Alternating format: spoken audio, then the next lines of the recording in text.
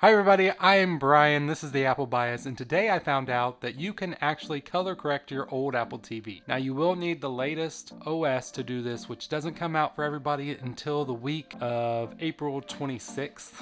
2021, but you don't need that new Apple TV to actually use this feature, which is great because I didn't want to buy a new Apple TV. I do plan to buy the new remote, the new Siri remote. It looks amazing compared to this thing. But yeah, so let's go ahead and go through that process. So all you got to do is go into the settings app, go down to video and audio, and then continue scrolling until you get to color balance.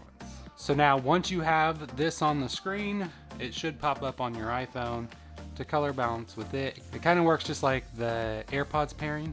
So I'm just gonna hit continue. Now it's preparing. All right, so now it's telling me to turn my iPhone around and point it to the television. It also says to keep it 1 inch away from the TV.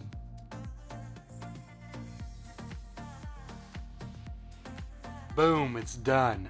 So now the color balance is done. So let's go ahead and view the results. So I'm not sure if you guys can actually see, but in the original, there's a little bit more of a blue tone to it, where in the balanced, it's actually looks a little more like sand, I think. I think this is an amazing feature that they're bringing to the Apple TV, and I'm so glad they're bringing it to the old one as well. If you guys like this video, please hit that thumbs up.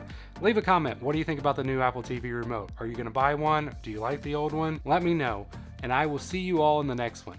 God bless.